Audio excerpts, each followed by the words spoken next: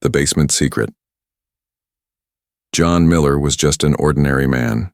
He lived alone in a small house at the edge of town. His days were simple: coffee in the morning, radio news, some light reading, and fixing whatever was broken around the house. That day, something in the basement was leaking. Again. The basement was old, dusty, and filled with spider webs. It smelled like damp wood and forgotten memories. As John climbed down the stairs with his toolbox, he muttered to himself, "This place is falling apart." He bent down near the water pipe. A slow drip echoed in the silence. He reached out with his wrench and twisted the pipe. Suddenly, crack! The wrench slipped and hit the floor hard, but the sound wasn't what he expected. It didn't sound like concrete. It sounded like metal. John paused. He knocked on the floor. Knock, knock, wood, knock, knock, cement, knock, clank.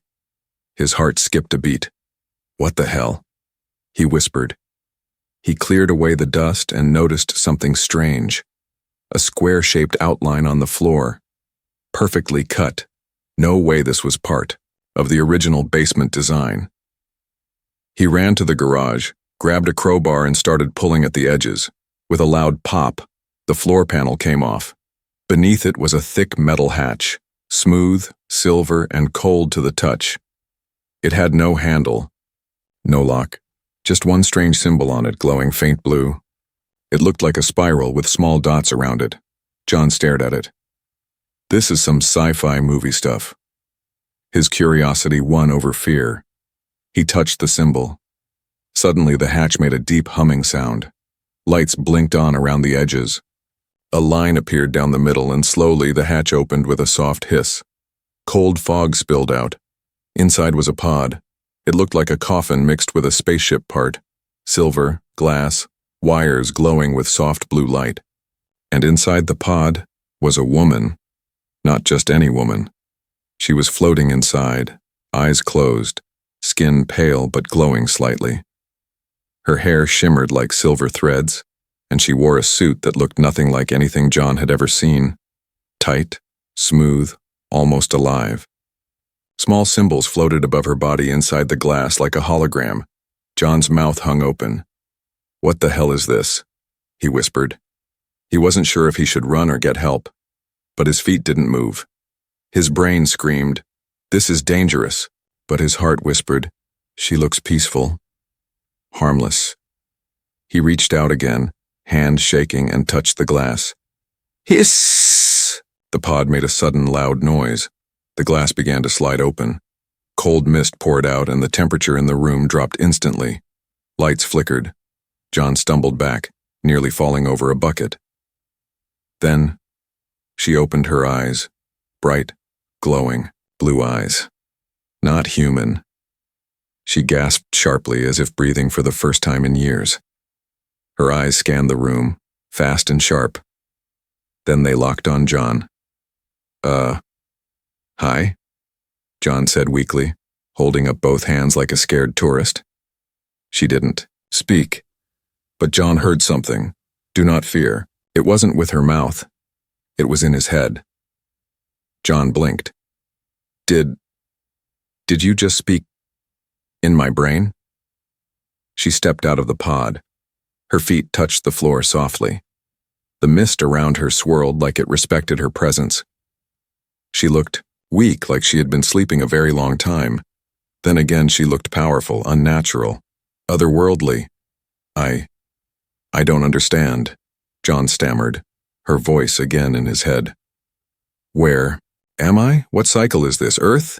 Yes, you're on Earth, in my basement in Ohio." She looked around. "Primitive structure. You found the chamber?" John nodded slowly. By accident, she took a shaky step forward. "I must remain hidden. They will come. They always come." "Who's they? The government?" She shook her head. "Worse. My kind." John stared at her. "Wait. You're saying you're an alien?" She tilted her head. "That is your word, yes. My name is Lara." John sat down on an old paint can, his face pale, hands still, shaking. "Well, Lara, I think I need a drink." She woke up, speaking in my head. John Miller hadn't planned on discovering an alien in his basement. It wasn't exactly on his to-do list, right between fix the pipe and buy milk. But here he was, standing in front of a glowing woman who had just stepped out of a high-tech ice coffin and spoken straight into his mind. She called herself A. Lara, and nothing about her seemed real. John blinked. She was staring at him again. No, through him, like she was analyzing every molecule in his body. Okay, he muttered, backing up. So, you're telepathic. That's new. Also, welcome to Earth. Please don't vaporize me. Alara tilted her head, as if confused by his fear. You're not military, she said, voice still echoing in his head. That's good. I'm a handyman with a bad back, John replied. Closest I've been to the military was a Call of Duty game. Her lips didn't move, but her eyes softened. Was that amusement? Then suddenly her knees buckled. John rushed forward. Whoa, easy. He caught her as she stumbled, and for a moment he could feel her heartbeat, or something like it, racing beneath her cold skin.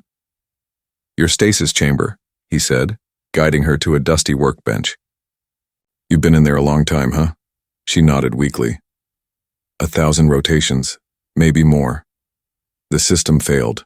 I woke too early. John blinked. Wait, 1,000 years? Alara didn't respond.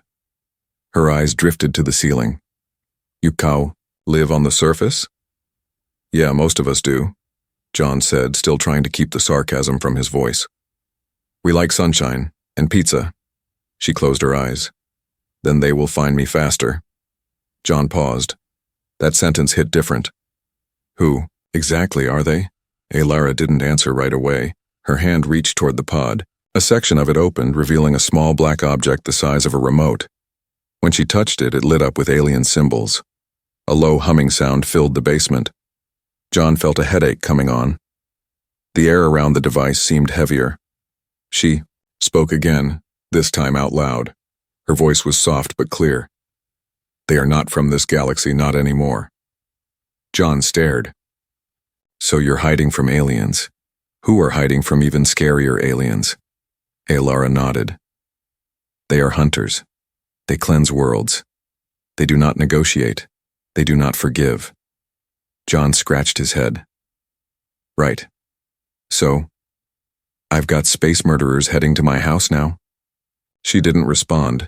Instead, the black device projected an image into the air, a star map, shifting planets, and finally, Earth. A red symbol pulsed above it. Alara stared at it. They will come. This beacon, it activated when I woke up.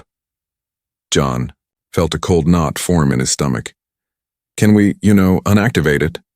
No, Alara said, but we can prepare. Suddenly they both froze.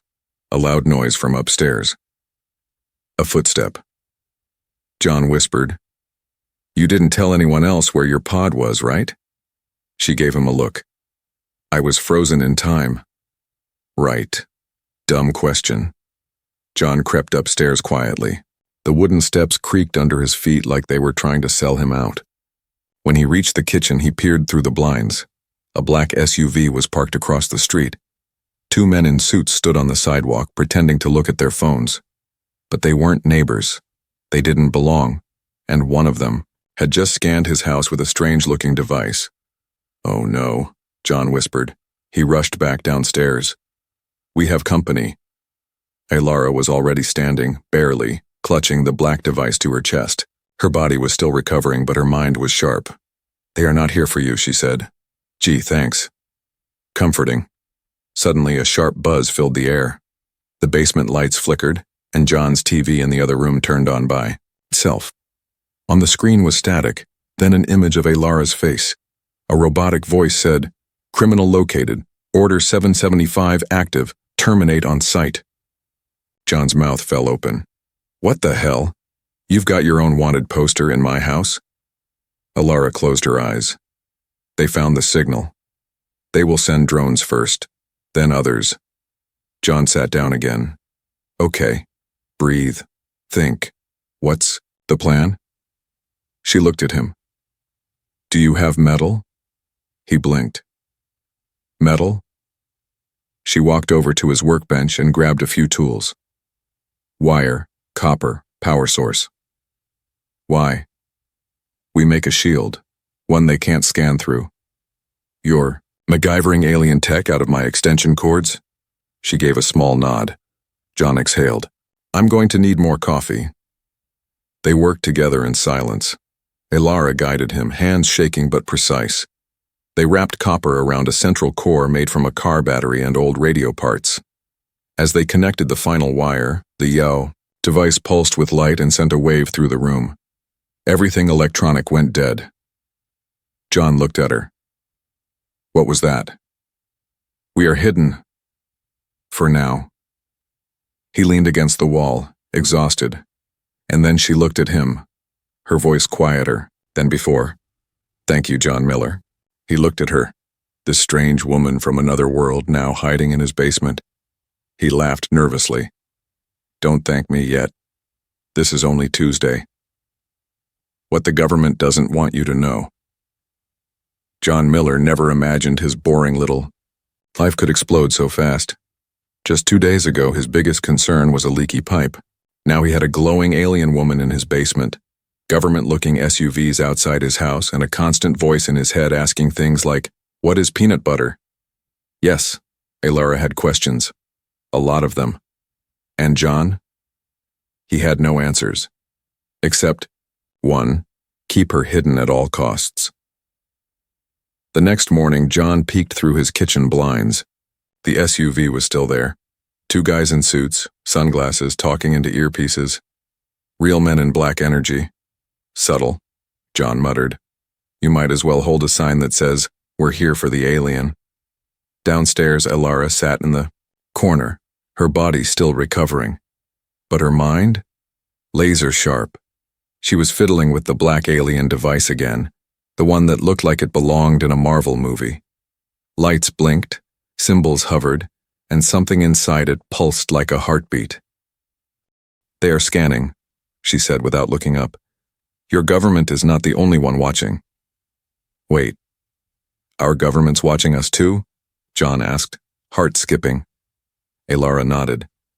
They monitor frequencies, yours and others, but they don't understand what they're hearing, not yet. John rubbed his face. Great. That's just fantastic. I've got space bounty hunters, secret agents, and alien tech broadcasting from my basement. All I need now is a raccoon in the attic and I'll hit the apocalypse bingo. Later that afternoon, something strange happened. A letter arrived in his mailbox. No postage, no name. Just a plain white envelope. John opened it with trembling fingers.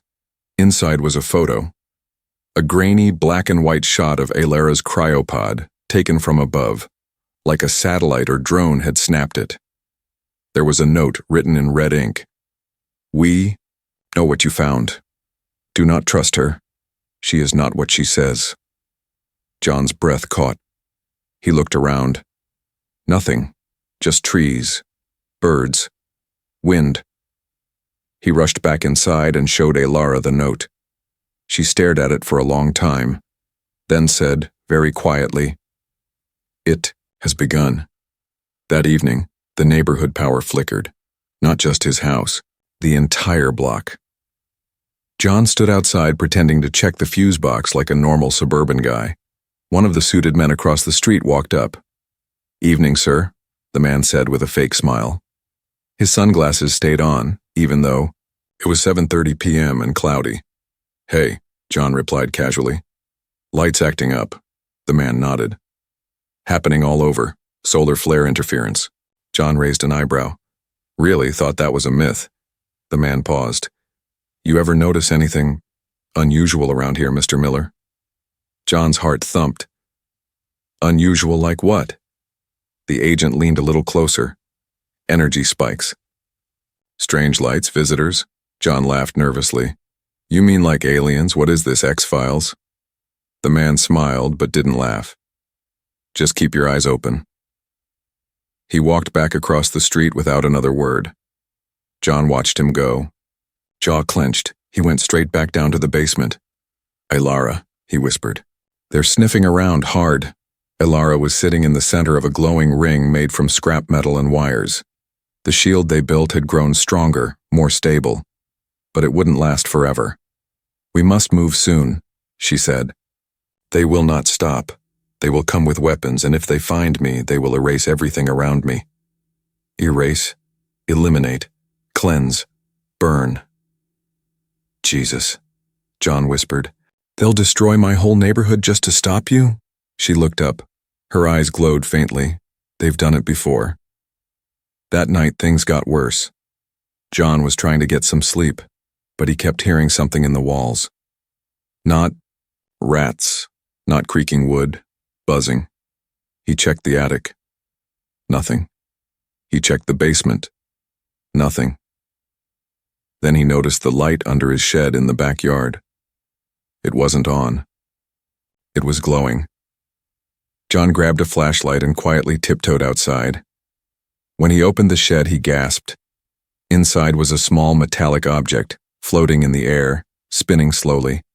A single red light blinked in its center. A drone. Alien. But not Hilara's kind. John slammed the shed door shut and ran back inside. "Elara! Elara, we've got a situation." She was already standing, her body now glowing with energy she didn't have before. "Scouts," she said. "They sent a recon probe. They know I am here. They landed something in my shed, Elara." "They do not need to land," she said calmly. "They seed, they grow, they listen." John took a deep breath. "Okay, we've got two options, fight back or run." Elara looked at him. "There is a third. Please don't say die." She smiled slightly. "No, we go underground." That night, they moved the cryo-pod and the alien tech deeper into the foundation. Behind an old bricked-off section John never thought much about. He had to sledgehammer it open, revealing a forgotten wine cellar, or maybe a bomb shelter from the 50s. A perfect hiding spot. They reconnected the shield device. Elara placed a small chip into the wall and suddenly, it turned invisible. "Cloaking field," she explained. "Short range, limited time." "How limited?" John asked. She didn't answer. Before sleeping, John looked out his window one last time. The SUV was gone. But a drone now hovered silently in the sky, barely visible. Red light blinking. Watching, waiting. Basement lab turned battleground. John Miller didn't sleep that night. Every creak of the floorboard, every gust of wind brushing against the windows, every single sound sent shivers down his spine. Somewhere above his house, a drone with a blinking red eye hovered silently, watching. He had tried everything to act normal, took out the trash, played old jazz on the porch like nothing was wrong, even waved at his neighbor, Mrs. Dempsey, who responded with her usual suspicious stare. The kind of stare only a retired librarian with a high-powered telescope could give. Back in the basement, Elara sat cross-legged, meditating. A soft glow pulsed from beneath her hands like she was channeling power from somewhere deep below the earth. John stood at the top of the stairs holding a sandwich and a glass of orange juice. "Alien food probably sucks," he said, walking down. "Figured you could use this." She opened her eyes slowly. "Your kindness is rare." He set the tray beside her. "Nah, I'm just running out of snacks and hoping you don't eat me when things go south." She didn't smile. That wasn't comforting. Later that afternoon, things started to change. It began with a low hum, like a generator powering up far beneath the soil. The tools on John's workbench began to shake. His old radio flickered to life, cycling through strange alien sounds, then tuning itself perfectly to an unmarked station. A robotic voice whispered, "Target locked. Phase 1 initiated." The radio sparked and burst into flames. Elara stood up immediately. "They've deployed ground units." "Ground what now?" John asked, already grabbing a fire extinguisher. "Drones. Not like the one above. These are smaller, smarter. They crawl through walls. Infiltrate first, kill quietly. John pointed at his wooden house. Lady, this isn't a bunker. It's barely holding together since 1984. She placed her hand on the floor. The glow from her palm pulsed, out in every direction like ripples through water. Then we make it one. For the next hour, the basement turned into something out of a sci-fi Home Depot nightmare. John brought wires, batteries, scrap metal, copper pipes, and a weird piece of an old satellite dish he once used as a birdbath. Aelara guided him, faster, now her strength slowly returning. She taught him how to twist wires around a crystalline node, how to link Earth tech to alien circuits. The result, 3 glowing orbs about the size of baseballs. John held one up. Okay, what do these do? She replied calmly. They explode. John slowly put it down. Cool. By evening, the shield was back up, the pod cloaked, the devices ready. But something felt off, too quiet. Then came the sound. Scratch, scratch, tap, tap, inside the walls. Above the ceiling, Aelara's head turned instantly. They're inside. What? Before she could answer, the lights flickered and then cut completely. Darkness swallowed the basement. John reached for his flashlight. It lit up the room, and something moved past the beam. Fast. Silent. He spun. Nothing. He turned back. A small, silver insect-like machine was crawling on the wall. Its body was sleek, spider-like, with a single blinking red eye. Nope. Nope. Nope. John shouted, hurling a wrench at it. The bot jumped, avoided the hit, and scurried toward the power core Aelara had built. But before it could reach it, she raised her hand. A burst of blue light shot forward, slicing the bot in two. It exploded, with a sharp hiss of smoke and metal shards. John blinked. Okay, that was badass. Then he heard it. More tapping. Now, dozens, all around them. They're not here to kill me, Aelara whispered. They're here to steal my memory. What? They want what I know, my location, my ship's signature. If they get it, Earth becomes a target. John swallowed hard. And if they don't? They destroy everything anyway. The next 10 minutes were chaos. Miniature drones began pouring through the vents, the pipes, even chewing through the old wood behind the washing machine. Aelara unleashed bursts of energy, targeting them with pinpoint precision. John, meanwhile, found himself swinging a broom like a knight in a medieval insect war. One of the explosive orbs activated and John barely rolled out of the way before. It vaporized 2 drones in a blue-hot flash, but still they came until the central pod began to glow. Aelara stopped fighting. She turned to it. They've activated a memory sync field. John ducked as a drone flew past his head. Translation, please?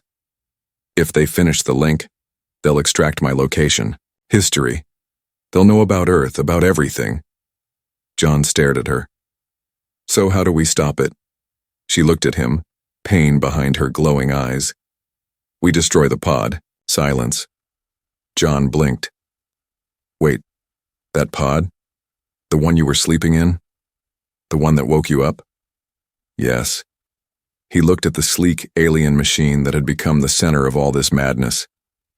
Won't that kill you? Aelara didn't answer, which basically meant yes. John stood up. Then we're not doing that. There's got to be another way. She looked at him, calm but firm. There isn't. The pod contains my neural trace, my genetic code. If they extract it, they can duplicate it, weaponize it. He stepped in, front of her. Then you'll just have to trust me. She blinked.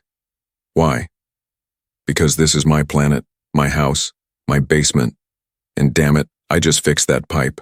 He sprinted to the workbench, grabbed 2 explosive orbs and shoved them into the power relay near the ceiling where the field was drawing energy. You trust me? He shouted. Aelara looked at him for a long second, then nodded. Yes. Then cover your ears. He activated the orbs and dove. Boom! A blue shockwave tore through the basement. The ceiling cracked, shelves shattered, pipes burst, and the entire sink field collapsed. The remaining drones sparked, screamed in a mechanical language, and fell lifeless to the floor. Silence. Total silence. John coughed through the smoke. Please tell me that worked. Elara walked through the debris, scanning. The field is gone. The connection severed. You saved it. John grinned. No big deal. I only almost blew up myself. Then he looked around and said, Also, we're gonna need a new basement. But outside in orbit, something had seen it all. A blinking satellite adjusted its lens. Deep in the shadows of space, a massive vessel began to move. Target. Earth. Status. Known. Who is she really? The basement was a mess. Shattered tools, smoke-stained walls, burned wires hanging like limp vines. John Miller stood in the center of it all, arms crossed, head spinning. He had just helped an alien take down an interstellar memory hack.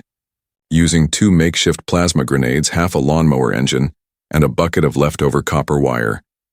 And now he had questions, a lot of them. Elara, glowing faintly and standing like a survivor of a galactic war, was already scanning the debris. Her face was calm, too calm. Hey, John said, wiping soot from his cheek. I think it's time we had a serious heart-to-heart. She didn't respond. Look, he continued, I've been helping you for 3 days now? I've risked my life, destroyed half my house, and I've been lying to my neighbor who thinks I joined a doomsday cult. Still nothing. Elara. Who? Are you? She finally looked at him. I told you. I was imprisoned. I escaped. They are hunting me. John nodded slowly. Right, that's your headline. But now that I've watched flying murder bugs try to download your brain into a death satellite, I'm starting to think there's a little more to the story. He picked something off the ground, a piece of a broken panel from her cryo-pod. It was burned, but the screen still worked when he touched it. It flashed a logo, an alien crest made of sharp lines and swirling script. Underneath was a message. Status. High priority rogue entity. Memory class Sentinel. Immediate termination. Ordered by command. John froze. Then he read the next line. Classified threat level. Omega. Breach of Protocol 77. Genocide imprint suspected. He stared at her. You committed genocide? Elara's expression didn't change. I was framed. John backed up a step. Okay, great. That's exactly what people who committed genocide say. She moved toward him, voice calm but intense. It was not me. I was one of the Sentinels, keepers of history, guardians of memory archives. I knew too much. They turned on me? John raised a hand. No, stop. You're saying you were like a galactic librarian? Yes, she said. But with teeth. John looked down at the screen again. The word genocide pulsed slowly, flashing red. He whispered, What exactly did you do? She finally sighed. There was a planet, a research colony. I was sent to monitor it. But I discovered the High Order was running illegal weapon experiments on native populations. Mass testing, wipeouts, no survivors. John swallowed. I tried to leak the data, she continued. Instead, they shut down the colony and blamed me. They erased the records and said I destroyed the system. Then they issued the order, kill on sight. I ran. John let that sink in. So you're not a hero. You're not even a rebel. You're, what? A whistleblower with body armor? Elara's eyes dimmed slightly. You said you wanted truth. I didn't expect this kind of truth. Outside, clouds rolled over the town like slow-moving ink in water. The drone in the sky was gone, but in its place, something bigger hovered in the upper atmosphere. Invisible to satellites, silent to radar, but watching, waiting. That night, John sat alone upstairs, staring at an old family photo, his dad in his Navy uniform, his mom smiling next to a birthday cake. Back when life was normal? Now? He was hiding an alien fugitive accused of cosmic war crimes. He could feel it creeping in, the doubt, the fear, the what if she's lying voice whispering in the back of his head. Then his doorbell rang. John froze. Nobody ever rang his doorbell this late. He peeked through the peephole. Nothing. No car, no people. Just a plain brown envelope sitting on his doormat. He picked it up and opened it slowly. Inside was a USB stick and a note. Play this, then decide who you trust. Back in the basement, he plugged it into his old laptop. It buzzed, then loaded a video file. Security footage, black and white, time-stamped, Orion Relay Outpost, 47 years ago. The footage showed Lara, identical to now, walking through a sleek metal corridor. Guards bowed. Scientists followed her. Then, panic. An alarm blared. A data core exploded. People screamed. Ilara's hand raised, and a pulse of energy blasted out, dropping everything around her. She turned to the camera, eyes glowing, cold, powerful. The feed cut to static. John leaned back, shaken. She said she was innocent. Suddenly, Ilara appeared at the basement steps. You watched it. He didn't speak. It's been altered, she said. I didn't kill them. I was trying to destroy the weapon they were building. He looked up. You were there, though. You used your power. You didn't deny that. I had no choice. John stood up. There's always a choice. Her voice hardened. Not when silence equals extinction. A rumble shook the house. Dust rained from the ceiling. Outside, the streetlights blinked off one by one as if something massive had passed overhead. Ilara's expression shifted. They're here. John stared at her. Who? She turned to him. My people. A sharp hum pierced the air. The window panes vibrated. John ran upstairs and looked out. A large triangular shadow moved silently above the town, cloaked in lightning-like energy. From it, black pods began to fall. Ilara joined him at the window. They want me alive. They won't kill you. Yet. John grabbed his jacket. Oh, that's comforting. What do we do? She looked at him.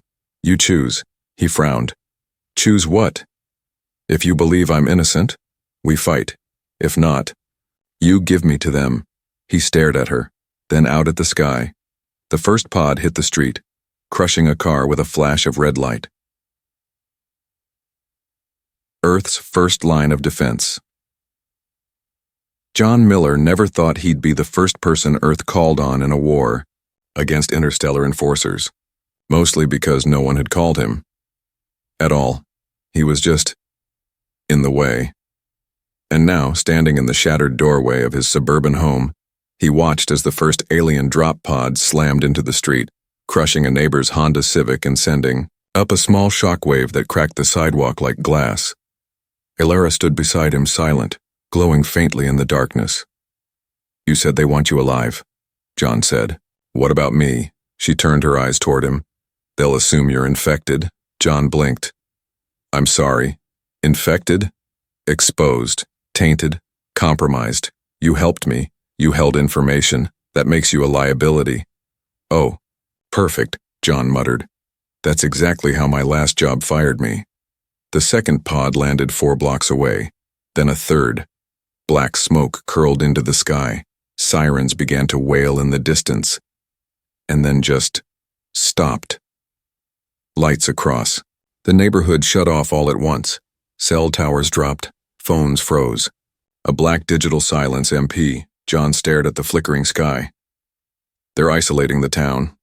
Ilara nodded. Standard invasion phase. Total disconnect. They don't want Earth to see until it's already over. Then her voice dropped. Almost a whisper. They came faster than I expected, I'm sorry. Down in the basement, their cloaking field sputtered.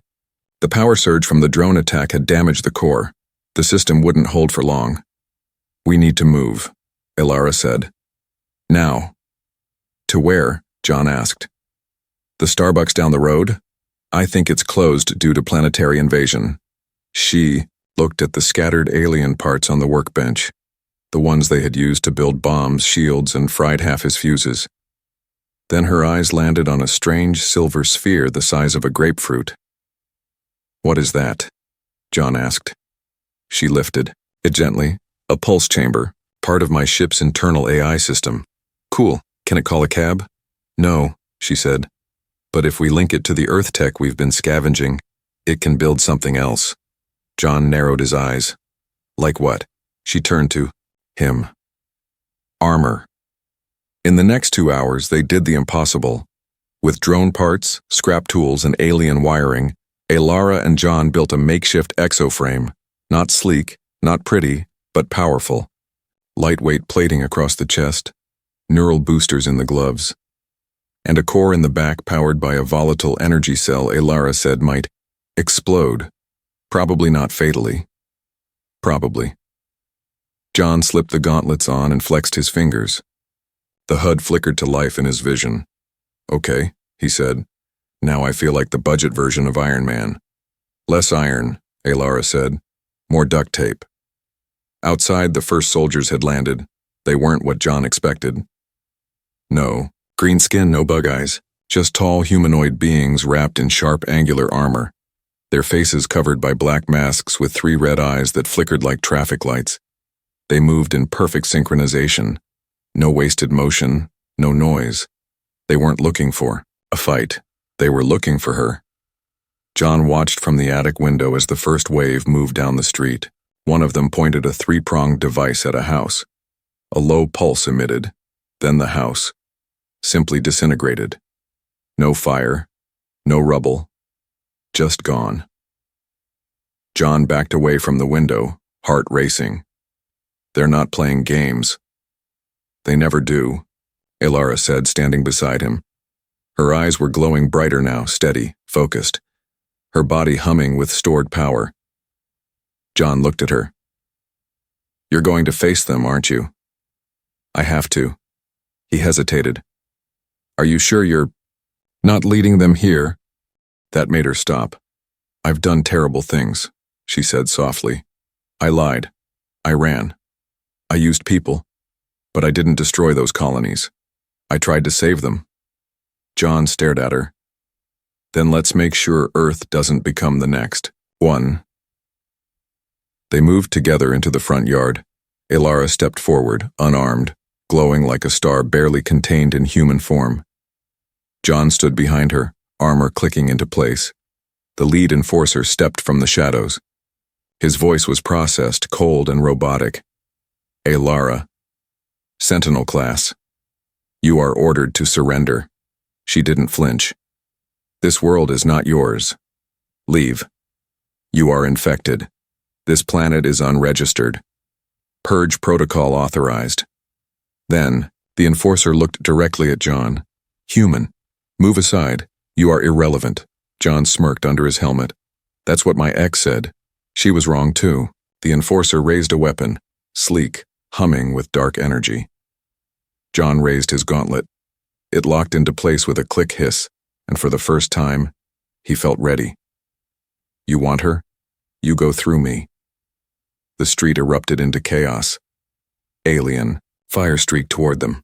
John rolled, armor absorbing the first few blasts. He slammed his gauntlet into the ground, and a shockwave knocked 2 soldiers flying.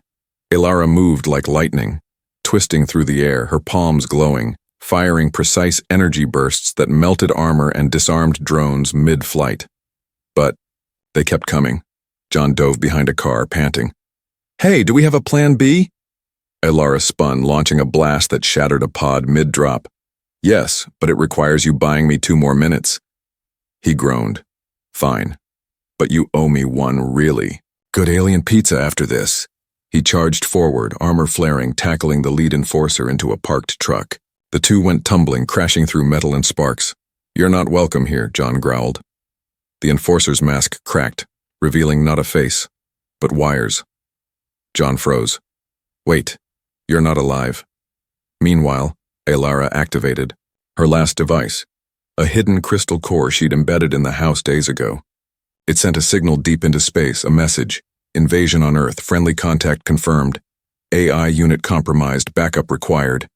It pulsed once, then shattered. Back outside, the enforcers stopped. Their bodies froze. Then collapsed. Dead. John stood up, gasping. What just happened? Alara walked up beside him. They were never real soldiers. Just machines. Remote-controlled enforcer units. But they required a command link. She held up her palm, a small device glowing faintly. Just severed it. John laughed, half insane. You hacked a galactic death squad from my front lawn? Alara looked at him. You delayed them. That made it possible. He smiled. So what now? She stared up at the sky. They'll send more. He looked at her, then his cracked armor. Then we send something back. The final stand. The sky was bleeding, not with fire, not with smoke, but with light. A pale, unnatural glow spreading across the clouds as the mothership descended silently over the horizon. It was massive, so massive that it cast a shadow over 3 towns, and it made no sound. Not a hum, not a roar, just presence, like God itself had arrived. With a grudge. John Miller stood at the edge of the highway outside town, staring up, sweat dripping down his neck. His armor was cracked. His energy cells were almost dead. His hands were shaking, but his eyes, locked on the sky like a man who knew this was the final page of his story. Alara stood beside him, barely breathing. Her glow had dimmed to a flicker. The battles, the hacks, the signal. She had burned nearly all her energy just to give Earth a fighting chance. And now, that chance was staring right back at them. The ship didn't land. It unfolded, like a flower made of steel in judgment. Panels extended, antennas twisted. Strange orbs hovered around it, scanning everything, absorbing data like a god studying ants. A voice rang out. Not from speakers, not from the sky, from inside every mind on Earth. You are harboring a fugitive. Children screamed, dogs barked, electronics exploded. The voice came again. Surrender, Alara. You have 600 Earth seconds. A countdown began, in every phone, every TV, every wristwatch, all now broadcasting the same number. 9:58, 9:57. John turned to Alara. Can we stop it? She didn't answer. He stepped in front of her. Can you stop it? Still nothing. Then she finally said softly, There is one way. Back in the basement, what was left of it, Alara opened the remains of her cryo-pod. Inside was a tiny hidden chamber. John had never seen it before, not even when they built the shield. She pulled out a white crystal, pulsing slowly like a heartbeat. It felt alive. This, she said, is my core. John tilted his head. Like your soul? No, she said. My memory, my identity, my true code. The High Order needs this to track me across galaxies. So we destroy it. She looked at him. No. If we destroy it, I die. And if I die, the signal they've locked onto never leaves Earth. John felt his stomach sink. Oh, upstairs the countdown ticked on. T2, 6:21, 6. Key sirens wailed in the distance. Fighter jets zipped through the clouds, heading toward the ship. They were tiny, fragile bugs compared to the alien behemoth above them. They didn't even make it halfway. Beams of light shot down and disintegrated them before they could fire a single missile. Earth had no weapons that could touch this. This wasn't war, it was judgment. Back at the house, Alara sat across from John in what used to be his living room. Dust covered the floor. The windows were shattered. His couch was missing one leg and smelled like fried circuits. But it was quiet. Peaceful. Like the calm before the final thunder. John looked at her. So, we give them the crystal. They go away? She hesitated. Yes. He narrowed his eyes. But you don't trust them. No, she said. They will lie, they will take me, then cleanse Earth just in case. It's what they've always done. He stood up, pacing. Then we destroy the crystal, hide it, trick them. They'll stay in orbit until the planet is dust. John rubbed his face.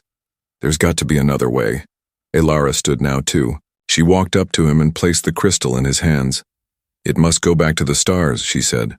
Far away, away from Earth, away from me. It must be carried by someone they can't detect. He blinked. Wait, you want me to leave the planet? Elara nodded. There's a pod hidden beneath the forest. Emergency escape craft. Small, fast, cloaked. If you carry the core far enough, they will follow you instead.